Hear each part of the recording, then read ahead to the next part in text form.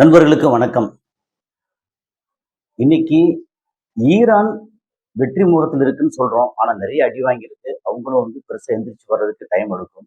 ஆனா, ரொம்ப முக்கியமான ஒரு விஷயத்த பேசப் போறோம். அதாவது அமெரிக்கா ஏன் தோல்வியுற்றது? அதுக்கு ஒரு பெரிய வரலாற்று ஆசிரியர் முன்னாடி ஒரு டீட்டெயில் கொஞ்சம் எழுதியிருக்கிறாரு. ரொம்ப சுவாரஸ்யமா இருந்தது. அத பத்தின ஒரு கொஞ்சம் ஓரளவு புரிதலுக்காக சில விஷயங்கள் நம்ம பேசலாம்னு நினைக்கிறோம்.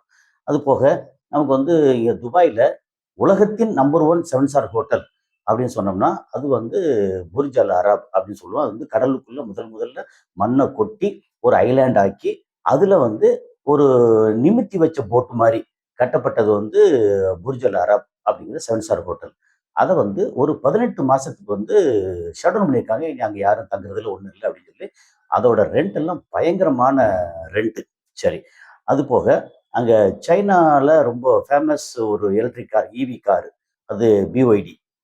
அந்த கார் கம்பெனி ஒரு கம்பெனில மிகப்பெரிய தீ விபத்து அப்படின்ருக்காங்க. ஸோ இத பத்தி எல்லாம் நம்ம பேசப் போறோம். நான் கசாலி. கசாலி டிகோட்ஸ். இது உலக செய்திகள், உள்ளூர் அரசியல், சினிமா, சமுதாய கருத்துக்கள் அனைத்தையும் விருப்பு வெறுப்பு இல்லாமல், சார்பு இல்லாமல் தரவுகளோடு கொடுக்கக்கூடிய ஒரு சேனல். உங்களுடைய ஆதரவு லைக் பட்டனை கிளிக் செய்து, சப்ஸ்கிரைப் செய்து, நண்பர்களுக்கு பகிர்ந்து ஆதரவு தாருங்கள். நன்றி. இப்ப எப்படின்னா, நம்ம புர்ஜுல் அரப் அது கட்டி ஓப்பன் பண்ணி 25 வருஷம் ஆச்சு. ஸோ 25 வருஷம் பிளஸ் அங்க என்ன நடந்துச்சு அப்படின்னா, ஆ ஒரு ஒரு சில வாரங்களுக்கு முன்னாடி அங்க இன்டர்செப்ட் பண்ண ஒரு மிசைலோட பார்ட்ஸ் அந்த சுவத்துல விழுந்தது. அந்த சுவருங்கிறது வெறும் இந்த செங்கல் சிமெண்ட் வச்சு கட்டின சுவர் இல்ல. அது ஜிஆர்பி அப்படின்னு சொல்லக்கூடிய ஃபைபர் கிளாஸ். ஏன்னா அங்க ஒர்க் பண்ணும்போது நான் அங்க போயிருக்கேன், பார்த்துருக்கேன். அது வெயிட்லெஸ், அதே நேரத்துல பயங்கர ஸ்ட்ராங். அந்த மாரி. பட் அது தீப்பட்டா படார்ன்னு தீ பிடிக்குமா அப்படின்னு இல்ல. ஆனா தீப்பட்டா அது கொஞ்சம் டேமேஜ் ஆகும். கம்பேர் டூ சிமெண்ட் அப்படிங்கிறதான். ஸோ அத இப்போதைக்கு ஷட் டவுன் பண்ணி ஒரு 18 மாசம் மெயின்டனன்ஸ். இப்போ சில நேரம் இப்போ சிமெண்ட் ஃபேக்டரியோ அல்லது வேற எந்த கார் கம்பெனியோ எதுவா இருந்தாலும் ஒரு 45 டேஸ் ஷட் டவுன் பீரியட்ன்னு சொல்லுவாங்க. அத என்ன செய்வாங்கன்னா, கம்ப்ளீட் மெஷினரி அது இது எல்லாத்தையும் செக் பண்ற மாதிரி, இந்த ஹோட்டலையும் எல்லாத்தையும் செக் பண்றதுக்காக கம்ப்ளீட்டா ஒரு ஷட் டவுன் பண்ணியிருக்காங்க அப்படிங்கிறது தான். ஸோ அதனால அது எ உடைஞ்சிருச்சு, எரிஞ்சிருச்சு அதுக்கான ஷட் டவுன் பண்றாங்க அப்படி இல்ல. ஆனா ஒரு ஜெனரல் மெயின்டனன்ஸ். ஏன்னா இது ஒரு நல்ல விஷயம். எப்பவுமே ஒரு நல்ல சர்வீஸ் குடுக்குற கண்ட்ரியோ, சர்வீஸ் குடுக்குற கம்பெனியோ என்ன செய்வாங்கன்னா, அவங்களுடைய கஸ்டமர்ஸ்க்கு அ எந்த ஒரு பிரச்சனை இல்லாம அழகா அவங்க விரும்புற மாதிரி எல்லாத்தையும் பண்ணுவாங்க. அந்த விதத்துல இந்த ஷட் டவுன் தேவைப்படுறது தான். இப்ப நம்ம ஊர்லயுமே சில ஒரு பழங்கால கட்டடம் இருக்கு. அதுல வேலை நடந்துட்டு இருக்குன்னா, அத ஒரு 1 வருஷம், 2 வருஷம்னு சொல்லி ஆ ஷட் டவுன் பண்ணி அத ஃபுல்லா கம்ப்ளீட்டா ரிப்பேர் ஒர்க்லாம் பார்த்து திரும்ப ஓப்பன் பண்றது. சில பாலங்கள் அப்படி பண்ணுவாங்க. அது மாரி. சரி. இப்போ சைனால பிஓடின்னு ஒரு ஈவி காரு. அந்த பிஓடி ஈவி காரு தான் எலன் மஸ்கோட இந்த காரு டெஸ்லா கார ஓட ஓட விரட்டுனன்னு சொல்லலாம். ஆ இங்க யூரோப்பியன் கண்ட்ரீஸ்லலாம் அந்த டெஸ்லா கார் எல்லாம் ஒண்ணுமே இல்லைன்ற அளவுக்கு பைடு ரொம்ப பெரிய ஃபேமஸ். இந்தியாலயும் பிஓடி கார் நெறையா இருக்கு. பட் இந்தியால இந்தியன் தயாரிப்பு, இங்க இந்தியால இருக்கக்கூடிய டாட்டாவா இருக்கட்டும், மஹிந்திராவா இருக்கட்டும், அப்படின்னு நெறையா இது எம்ஜி காரா இருக்கட்டும், அப்படின்னு நெறைய கார் இதுல ஈவில வந்துருச்சு. ஆனாலும் பிஓடிங்கிறது ரொம்ப ஃபேமஸ் கார் தான். அந்த கார் என்ன செய்வாங்கன்னா அவங்களுடைய மாஸ் புரொடக்ஷன் பத்தி நம்ம கேள்விப்பட்டிருக்கோம். சைனாவோட மாஸ் புரொடக்ஷன். ஸோ அந்த மாஸ் புரொடக்ஷன்ல அங்க புரொடியூஸ் பண்ணி நிறுத்தி வச்சிருந்த காரோட மல்டி லெவல் பார்க்கிங். அந்த பார்க்கிங்ல பெரிய அளவுக்கு தீ பிடிச்சிருச்சு. பயங்கரமான புகை மண்டலம். எவ்வளோ கார் என்ன போச்சுன்னு தெரியாது. அந்த தீ பிடிக்கிறதுக்கு காரணம் நமக்கே தெரியும். இங்க இந்த ஓலா ஸ்கூட்டி இது அடிக்கடி வெயில்ல வெளியில தீ பிடிச்சதுன்னு சொல்லி பெரிய கம்ப்ளைண்ட் இருந்துச்சு. அதனால ரூ. 1,00,000ங்கிறத ரூ. 50,000க்கு குடுக்குறோம்னாங்க நெறைய மார்க்கெட்டிங் ஸ்ட்ராட்டஜிலாம் பண்ணாங்க.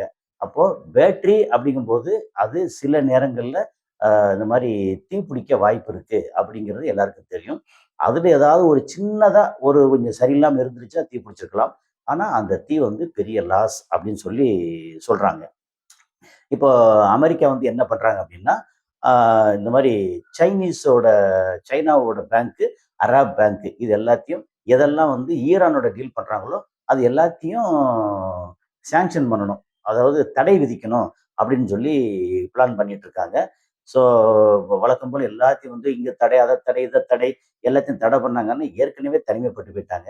அந்த தனிமைப்பட்டது பிளஸ் வந்து அவங்களோட எம்பையர்ஷிப் சொல்லுவோம் இல்லையா? அந்த பேரரசு அப்படிங்கிற அது வந்து கீழே இறங்குனது. அதுக்கான காரணத்த வந்து அடுத்து நம்ம பேசப் போறோம். என்னன்னா, நமக்கு வந்து நீங்க கணக்கு பார்த்தீங்கன்னா, கிட்டத்தட்ட அப்ராக்ஸிமேட்டா ஒரு எவ்வரி 250 இயர்ஸ் 250 வருஷத்துக்கு ஒரு முறை அ ஒவ்வொரு பேரரசும் அ தன்னுடைய புகழ் இதெல்லாம் இழந்து எல்லாத்தையும் இழக்கும். அதுக்கு பல காரணங்களுக்கு அதுல வந்து ஒரு 4 ஸ்டேஜ் அப்படின்னு சொல்லி சொல்றாங்க. இது வந்து யாரு அப்படின்னு சொல்லியாச்சுன்னா, ஒரு பிரிட்டிஷ் ஜெனரல் ஒருத்தரு. அவர் வந்து இன்னும் ஜான் கிளப் அப்படின்னு ஒருத்தர். அவர் வந்து தன்னோட புத்தகத்துல எல்லாம் எழுதி வச்சிருக்கிறாரு. அது எப்படின்னா, ஒரு 3000 வருஷமா என்னென்ன பேரரசெல்லாம் இருந்துச்சுன்னு கம்ப்ளீட்டா ஆராய்ச்சி பண்ணி, அத வந்து டீட்டெயில்டா எழுதியிருக்கிறாரு. அதுல ஃபர்ஸ்ட் என்ன சொல்லணும்னா, ஆ அசீரிய பேரரசுன்னு கேள்விப்பட்டிருப்போம். நீங்க இத கூகுள்ல தேடி பாருங்க. அ அசீரிய பேரரசு. அவங்க எவ்வளவு வருஷங்கள் இருந்தாங்க? எப்படி வந்து வீழ்ச்சி அடைஞ்சாங்க? அதுக்கப்புறம் பெர்ஷியன் பாரசீக பேரரசு. இப்ப பாரசீகம்னா ஈரான். ஓகே. அப்புறம் வந்து கிரேக்க பேரரசு. கிரீக் அப்படிங்கிறது வந்து நமக்கு ஏதென்ஸு, கிரீக்கு, ஸ்பார்ட்டா இதெல்லாம் நம்ம ஸ்கூல்ல வரலாறுல இதெல்லாம் படிச்சிருப்போம். ஸோ அது வந்து கிரேக்க பேரரசு. அதுக்கப்புறம் ரோமானிய பேரரசு ஒரு காலத்துல ரொம்ப பயங்கரமா இருந்தாங்க. அதுக்கப்புறம் அராப்ஸ். அராப்ஸ் வந்து அது ஒரு காலத்துல எல்லா இடமும் அடிச்சு, ஸ்பெயின்ல எல்லாம் வந்து கிட்டத்தட்ட 80% மேல இஸ்லாமியர் இருந்தாங்க. அதுக்கப்புறம் இஸ்லாமியர்னா அந்த இதுல சிலுவை போர்ல எல்லாம் முடிச்சு குறைஞ்சிட்டாங்க. அப்புறம் இப்போ அராப்ஸ் வந்து ஒரு காலத்துல கிட்டத்தட்ட பாதி உலகத்த ரூல் பண்ணாங்க அப்படின்னு சொல்லுவாங்க. ஏன்னா அ ம யூரோப்பியன்ல ஓரளவு இருந்தாங்க. பெருசா இல்லாம. பட் ஸ்பெயின்ல அதுக்கப்புறம் வந்து மொத்த அராப்ஸ் இந்தியா அங்க இந்தியால ஒரு மிகப்பெரிய இடங்கள் அந்த மாதிரி வந்து அராப்ஸ். அதுக்கப்புறம் மங்கோலியர்கள். அது வந்து உங்களுக்கு கேள்விப்பட்டிருப்போம். மங்கோல்ஸ். ஓகே. அப்புறம் வந்து அ ஒட்டமான் பேரரசு. அதாவது துருக்கிய வந்து தலைமையாக கொண்ட ஒட்டமான் பேரரசு பல 100 வருடங்கள் வந்து அங்க ஆட்சி பண்ணாங்க.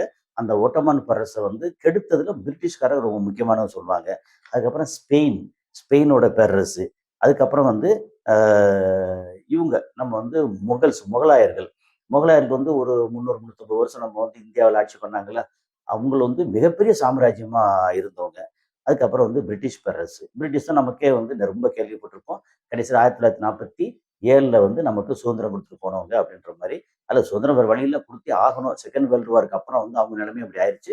ஸோ சுதந்திரம் குடுத்துட்டு போனாங்க. ஸோ இந்த மாரி ஒவ்வொரு பேரரச பத்தியும் கம்ப்ளீட் இன் டீட்டெயில் வந்து அவர் வந்து அவர் புக்ல வந்து ஃபேட் ஆஃப் எம்பையர்ஸ் அதாவது பேரரசுகளின் தலைவிதி அப்படிங்கிற ஒரு புத்தகத்தை எழுதியிருக்கிறாரு. இப்போ அமெரிக்காவை பத்தி பார்ப்போம். அமெரிக்கா வந்து கிட்டத்தட்ட அது ஆரம்பிச்சு 1776 சம்திங் சொல்லும்போது, இப்போ 250வது வருஷத்துல அமெரிக்கா இருக்கு அப்படிங்கலாம். அப்ப அது வந்து 4 ஸ்டேஜ். எப்படின்னா, ஒவ்வொரு ஸ்டேஜ்லயும் ஒரு பேரரசு எப்படி துவங்குது.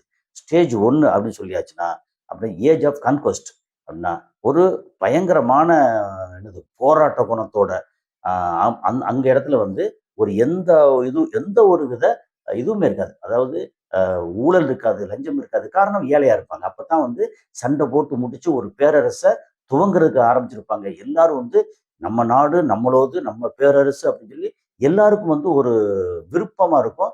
என்ன சொல்லுவாங்கன்னா, ஒரு தியாக மனப்பான்மை இருக்கும். ஓகே. நம்ம வந்து 1947ல இந்தியா சுதந்திரம் அடைஞ்சதுக்கு அப்புறம் 1950ல வந்து குடியரசு ஆனதுக்கு அப்புறம், ஓகே. நம்ம அத்தன பேரும் என்ன பண்ணியிருப்போம், ஆ ஒரு லஞ்சம் ஊழல்லாம் கிடையாது. லஞ்சம் வாங்குனாங்கன்னு சொல்லியாச்சுன்னா, தலையில துண்ட போட்டு வந்து ரொம்ப பயங்கர மோசமா இருப்பாங்க. இப்போ லஞ்சம் அப்படின்னு சொல்லியாச்சா, அது வந்து சாதாரணம் தானே. அந்த மாரி வந்து ஆயிருச்சா. ஸோ அப்படி ஒண்ணு. அப்ப என்ன, அங்க வந்து பசி இருக்கும், ஃபைட் இருக்கும். அதுக்கப்புறம் இதுல வந்து எக்கனாமிக் சுப்பீரியாரிட்டின்னு சொல்லி நம்மளோட பண மதிப்பா இருக்கட்டும், பணத்தோட வரவா இருக்கட்டும், அதெல்லாம் ரொம்ப இருக்கும். உழைப்பு ரொம்ப அதிகமா இருக்கும். கரப்ஷன் இருக்காது ரொம்ப முக்கியமா. ஸோ அப்போ வந்து அந்த பேரரசு வளர்ச்சி பயங்கரமா இருக்கும். ஒரு பயங்கரமா வந்ததுக்கப்புறம் என்ன ஆகும், ஒரு பேரரசு வளர வளர, ஓ! இவ்வளோ தூரம் நடந்துருச்சு. அதுக்கு அடுத்து வந்து ஸ்டேஜ் 2. அந்த ஸ்டேஜ் 2ல வரும்போது, அவங்க வந்து அவங்களுடைய எக்கானமி வந்து பயங்கர டாமினன்ட்டா இருக்கும். அவங்க வந்து ரொம்ப எல்லாருமே ஆவரேஜ் எல்லாரும் பணக்காரரா இருப்பாங்க. நெறைய இண்டஸ்ட்ரி இருக்கும். அதுக்கப்புறம் ஒரு ஆளு வாங்குற சேலரி அந்த குடும்பத்துக்கு போதும். பிளஸ் காரு, வீடு, பங்களா, உல்லாசம் அப்படின்னு எல்லா விதமான செலவுகளுக்கும் எல்லாத்துக்கும் அந்த சேலரி போதுன்ற அளவுக்கு ஸ்டேஜ் 2. அப்போ வந்து ஒரு சுகமான ஒரு என்ன சொல்றது, ஒரு நிறைவான ஒரு பெரிய நல்ல வாழ்க்கை அப்படிங்கிறது. அது வந்து அது 50கள்லயும் 60கள்லயும் வந்து அமெரிக்கால அந்த மாரி அவங்களுடைய இண்டஸ்ட்ரியோட ரெவல்யூஷன் சொல்லுவாங்க இல்லையா? அது பயங்கரமா இருந்துச்சு. ரொம்ப பெருசு. ஓகே. அதுக்கப்புறம் வந்து ஸ்டேஜ் 3. அப்புறம் அது வந்து எப்படின்னா, இந்த ஏஜ் ஆஃப் அஃப்ளூயன்ஸ். ஓகே. அது வந்து ரொம்ப அதுக்கு அடுத்த கட்டம். அப்படின்னா ரொம்ப கம்ஃபோர்ட். நமக்கு இந்த இடத்துல வந்து நம்ம பெருசா வந்து மெனக்கெட வேண்டியதில்ல. நமக்கு புரொடக்ஷனுக்கு வந்து நம்ம ஏன் உட்காந்து மாங்கு மாங்குன்னு வேலை பார்க்கணும்? அதுக்கு வந்து ஒரு சைனா மாரியோ, இந்தியா மாரியோ, இல்ல வேற ஏதாவது தைவானோ அல்லது வியட்நாம் இந்த மாரி இவங்க மாரியே வந்து அவங்களுக்கு வேலை குடுப்போம். நம்ம முதலாளியா இருப்போம். அப்படின்னு ரொம்ப ஹாயா இருக்கக்கூடியது அந்த ஏஜ் ஆஃப் அஃப்ளூயன்ஸ்ன்னு ஸ்டேஜ் 3. அதுல என்ன ஆகும் அப்படின்னா, அங்க வந்து விலைவாசி கூடும். ஆனா அந்த டைம்ல அஃபோர்ட் பண்ண முடியும். அவங்களால அந்த விலை குடுத்து வாங்க முடியும். ஆனாலும், ஓகே. ஆனாலும் அவங்க வந்து கொஞ்சம் கொஞ்சமா வந்து ஒரு டெட்டூரியேட் ஆயிட்டு இருக்கும். வந்து உள்ளுக்குள்ள அரிச்சுக்கிட்டு இருக்கும். அப்ப என்ன? அடுத்தவன் பூரா வேலை பார்ப்பான். நம்ம வந்து வேடிக்கை பார்த்துட்டு இருப்போம். நம்ம பணக்காரனா இருப்போம். வேலை பார்க்குறவன் வந்து ரொம்ப சாதாரணமானா இருப்பான். ஆனா காலம் வந்து அவங்களுக்கும் மாறும்ல. இந்த உலகம் வந்து ஒரு சைக்கிள் தானே! ஸோ மாறும். அப்ப ஸ்டேஜ் 3ல வரும்போது, அ ஏஜ் ஆஃப் அஃப்ளூயன்ஸ். அந்த ஸ்டேஜ் 3ல வரும்போது, நம்மளுடைய உள்ளுக்குள்ள அரிச்சுக்கிட்டு இருக்கும். அந்த அரிப்பு தான் வந்து யுஎஸ்எஸ்ஆர்ல நடந்தது. அது வந்து கரெக்ட்டா நெறைய பேர் வந்து என்ன வேலை செஞ்சாலும் ஒழுங்கான ஒரு சம்பளம் இல்ல, இது இல்லன்னு சொல்லி வறுமை வர ஆரம்பிச்சுச்சு. இப்ப அமெரிக்கால அந்த ஸ்டேஜ் மாறி, இப்ப ஸ்டேஜ் 4 இது வந்து கிரிட்டிக்கல் ஸ்டேஜ். இந்த ஸ்டேஜ்ல என்னன்னா, அதாவது ஒரு நாட்டுல மிலிட்டரி வந்து ரொம்ப ரொம்ப முக்கியம். நாட்டுக்கு சேவை பண்றதுக்கு மிலிட்டரி. மிலிட்டரிக்கு வந்து என்ன செய்வாங்கன்னா, அவங்களுடைய மொத்த இந்த மிலிட்டரிக்கான உற்பத்தி இருக்கு இல்லையா? அது நாட்ட பாதுகாக்கிறதுக்கான மிலிட்டரி உற்பத்தின்னு போயி, அந்த மிலிட்டரிய பாதுகாக்கிறது நாடு. அவங்களுடைய மிலிட்டரி உற்பத்திய வந்து அவங்க என்ன செய்வாங்கன்னா, அந்த மிலிட்டரி உற்பத்தி அந்த வெப்பன்ஸ் உற்பத்தி பண்ணக்கூடிய கம்பெனி, அங்க உள்ள அமைச்சர்களுக்கு எல்லாத்துக்கும் வந்து லஞ்சம் குடுப்பாங்க. அப்புறம் ஆர்டர் அவங்களுக்கு வந்து அள்ளி குடுப்பாங்க. எது கம்பெனிகளுக்கு, அந்த கம்பெனி இவங்களுக்கு லஞ்சம் குடுப்பாங்க. அதுக்கப்புறம் நெறைய உற்பத்தி பண்ணுவாங்க.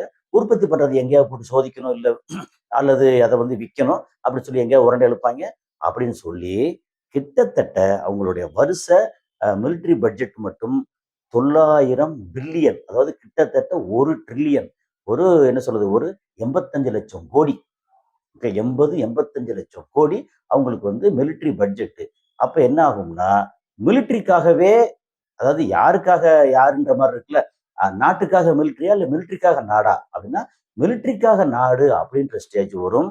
அங்க வந்து அ பண வரவு, அவங்களுடைய எக்கனாமிக் சுப்பீரியாரிட்டி இருக்கு இல்லையா? அத என்ன செய்வாங்கன்னா, ஒரு கட்டத்துல அதாவது ஸ்டேஜ் 3 அண்ட் ஸ்டேஜ் 4ல வரும்போது, அவங்களுடைய அந்த எ கரன்சி இருக்கு இல்லையா? அத வந்து வெப்பனா பயன்படுத்துவாங்க. அத வந்து ஆயுதமா பயன்படுத்துவாங்க. "ஏய்! நீ ஒழுங்கா கேளு, இல்ல உன்னுடைய சொத்த நான் வந்து முடக்கிருவேன். ஏய்! ஒழுங்கா சொல்லு, இல்ல நான் அந்த பணத்த உனக்கு தரமாட்டேன்." அப்ப அந்த பணம் தான் வந்து ரொம்ப முக்கியமான வெப்பனா இருக்கும். அப்ப சுத்தி உள்ளவங்க எல்லாம் பாதிக்கப்படுறவங்க எல்லாம் கொஞ்சம் கொஞ்சமா, கொஞ்சம் கொஞ்சமா ஒண்ணு சேர்ந்து, அந்த பணம் நமக்கு தேவையா? நமக்கு நம்ம ஸ்டைல்ல இது பண்ணுவோம் அப்படின்ற மாரி ஆரம்பிச்சு, கடைசியில என்ன ஆகும்னா, கிரிட்டிக்கல் ஸ்டேஜோட எண்டுல வந்து அந்த பணம், அது வந்து ஒரு ஆயுதம் அப்படிங்கிறது வழக்குழிஞ்சு போயி, அதுக்கப்புறம் அவங்கள வந்து சீன்றதுக்கு ஆள் இல்லாம, அந்த கிரீடம் வந்து கீழ இறங்கும். ஸோ இதுல வந்து நான் வந்து ரொம்ப சுருக்கமா தான் சொல்லியிருக்கேன். உள்ள டீட்டெயில் பார்த்தா அவ்ளோ டீட்டெயில், உண்மையில ரொம்ப பயங்கர சுவாரஸ்யமான டீட்டெயில். அத ஃபுல்லா அப்படியே சொன்னேன்னா, அது வந்து பாடம் நடத்துற மாரி இருக்கும். அவர் எழுதினாரு. அத நம்ம உள்வாங்கிக்கிறோம். எப்படின்னா, நம்ம வந்து என்ன சொல்லுவோம் வந்து, பொதுவா நம்ம ஒரு இதுல சொல்லுவோம். எப்படின்னா, ஒரு இதுல ஆ வறுமை, உழைப்பு, வளமை, ஊதாரித்தனம், அதுக்கப்புறம் வந்து வறுமை அப்படின்னு. ஸோ இது ஒரு சைக்கிள். இந்த ஒரு சைக்கிள்ல அமெரிக்கா வந்து கடைசி சைக்கிள்ல இருக்குன்னு அர்த்தம். அதனால இது வந்து என்ன நடக்க போகுது? என்ன எப்படி பார்த்தாலும் அமெரிக்காவோட கிரீடம் வந்து இறங்கிருச்சு. அடுத்து என்ன செய்ய போறாய்ங்க? கடைசியா ஒரு பேச்சுவார்த்தை பண்ண போறாங்களா? அப்படிங்கிற விஷயம் மட்டும் தான் இப்போதைக்கு பெண்டிங். அ ஹர்மோஸ் வந்து அவங்க கைய விட்டு கிட்டத்தட்ட போகுது. அதுக்கப்புறம் சைனாவும் ரொம்ப எதிர்த்து நிக்கிறாங்க. ஆ எந்த காரணத்த கொண்டும் முடியவே முடியாதுன்னு அசராம இருக்காங்க ஈரான். இந்த மாரி ஒரு சூழல், இப்படி ஒரு சூழல் என்ன நடக்க போகுதுன்னு அடுத்தடுத்த காணொளியில சந்திப்போம். இந்த இது வந்து ஸ்டேஜ் 1, 2, 3, 4 அப்படிங்கிறது உங்களுக்கு ரொம்ப யூஸ்ஃபுல்லா இருக்கும். அதாவது ரொம்ப நல்லா இருந்திருக்கும்னு நான் நம்புறேன். அடுத்தடுத்து இன் டீட்டெயிலா வந்து இத விட இன்னும் டீட்டெயிலா ரொம்ப சுவாரஸ்யமா வேற வேற விஷயங்கள பேசுவோம். அடுத்த காணொளியில சந்திப்போம். நன்றி.